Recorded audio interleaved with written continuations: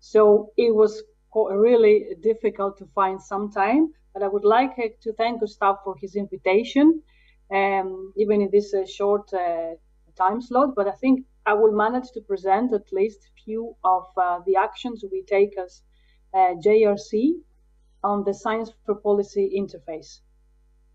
Can I start right away?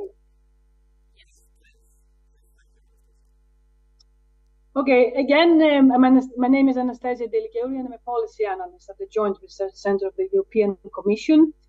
And I'm here to present a few points, actually some highlights, because I think I have less than 10 minutes on the work we are doing in the Joint Research Center on the Science for Policy. Before going through the main points, I would like to introduce the role of the Joint Research Center. So it's the European Commission's Knowledge and Science Service. So we are essentially working on the Science for Policy interface.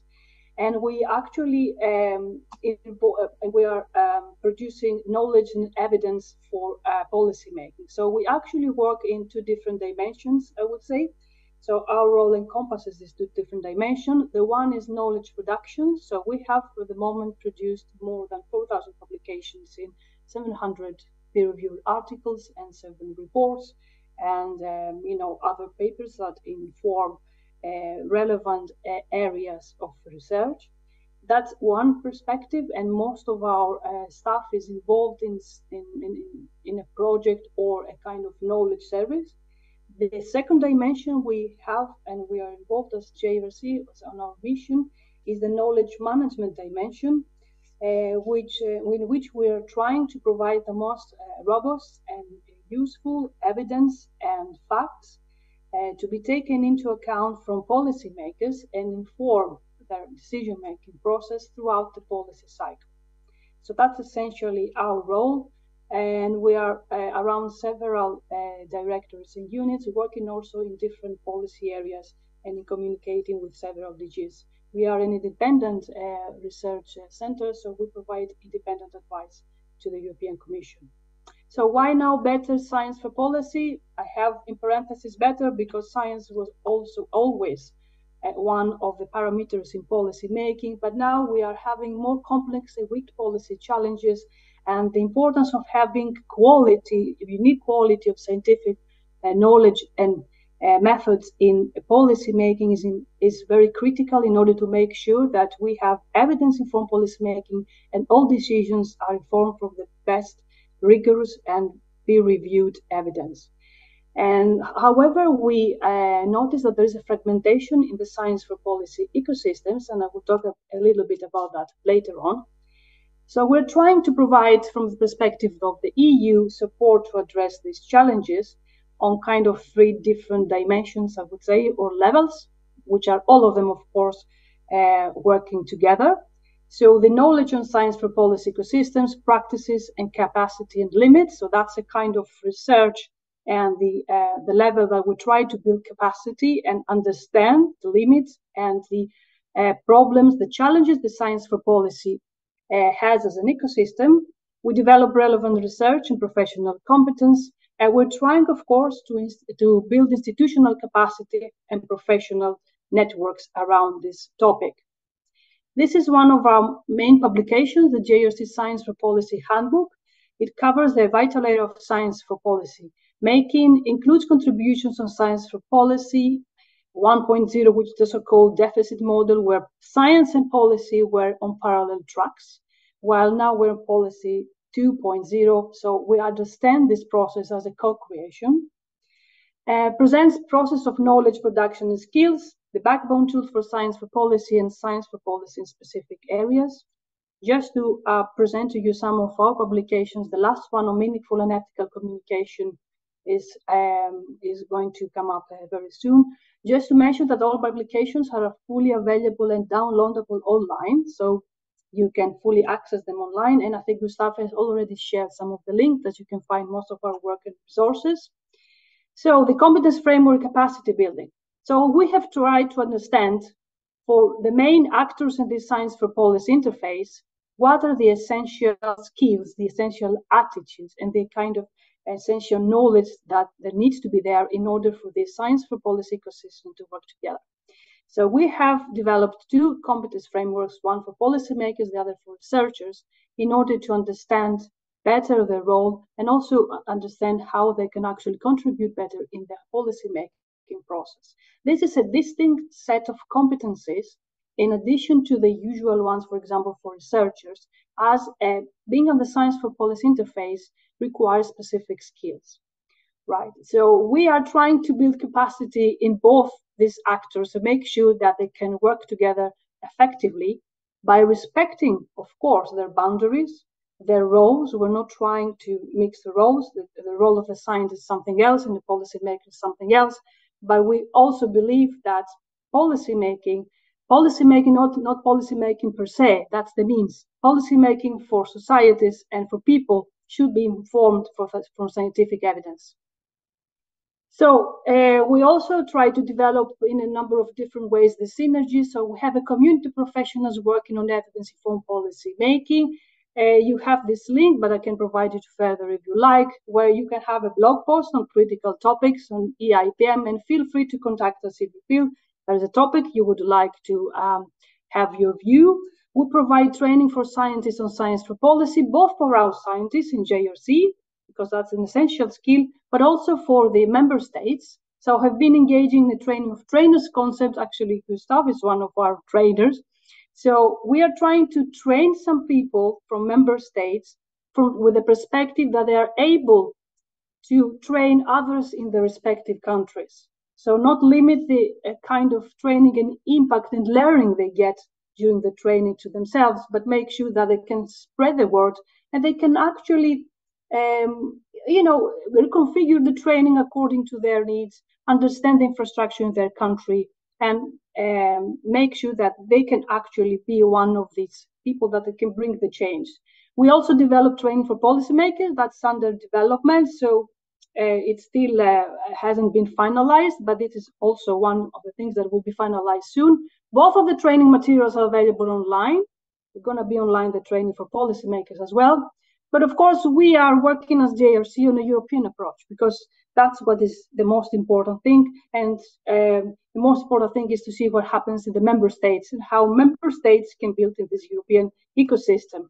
So a survey we had conducted from JRC on the policy ecosystems and the qualities, we had received the fact that, yes, there is the science for policy advice ecosystem is highly fragmented, and there's a lack of opportunities to interact for policymakers and scientists. So we're trying to bridge this gap. We're trying to see how we can assist better in this perspective.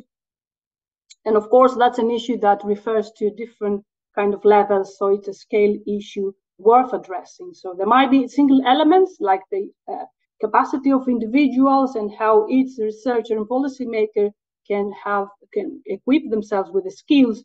But then, of course, it's the national ecosystems that each one has its own research infrastructure and has its own government infrastructure and public administration.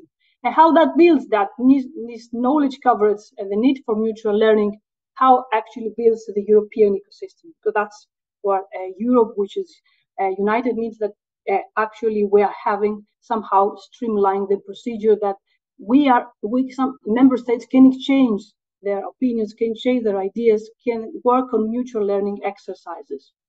There was a staff working document, so that's a European approach again, that was published in 2022, provides a vision on a rationale on how to strengthen and connect science for policy structure processes and networks in the EU, the state of play and the blind spots, so how science for policy mechanism and key challenges are for the moment in the field, and approaches to mapping and evaluation, and how you can support in terms of science for policies and funds, support instruments and projects and knowledge repositories.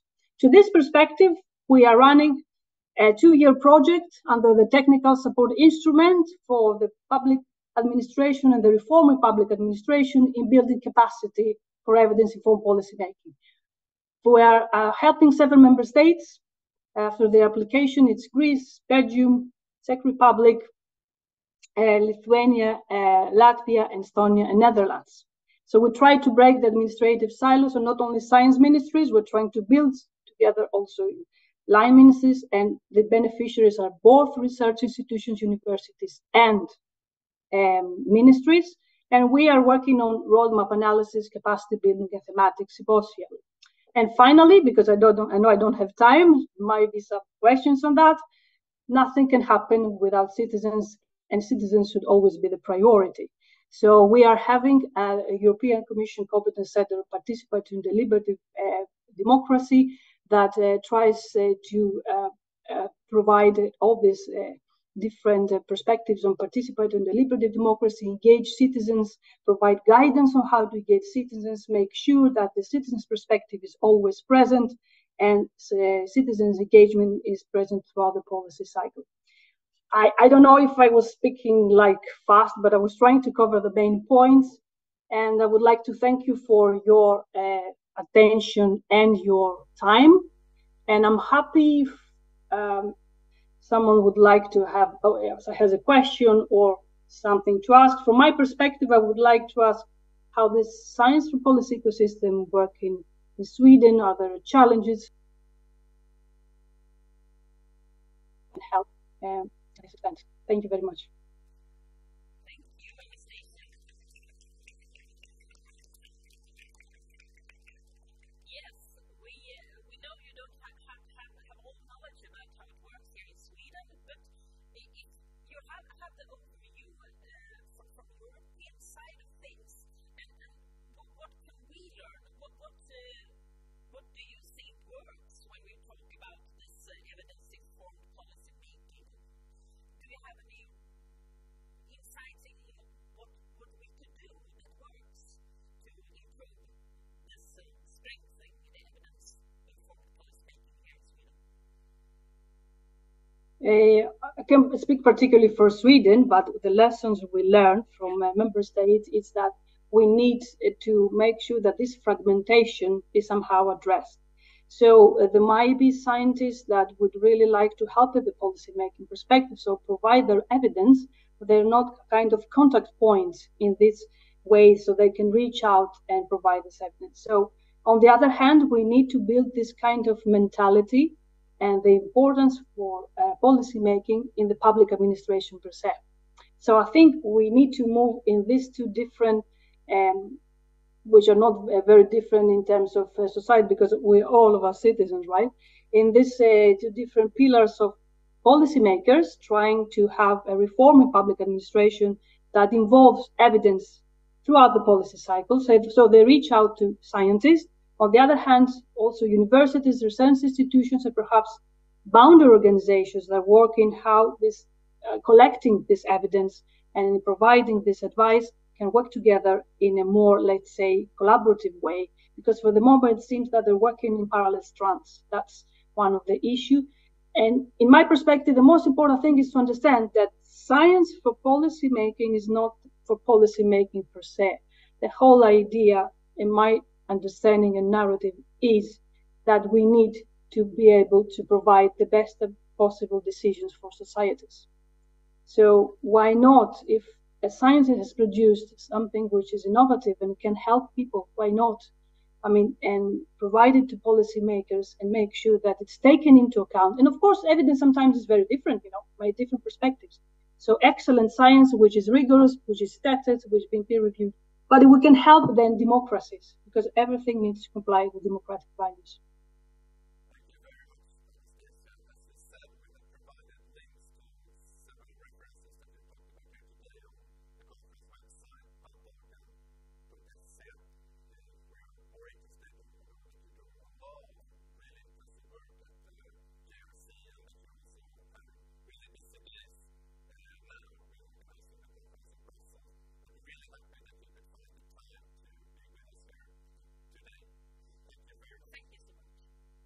Thank you, and please don't hesitate to reach out to us for further clarification on how we can provide more resources and help in terms of the science for policy, and discuss your own approaches. We are very much open to how member states think about the science for policy and what they have as challenges to face.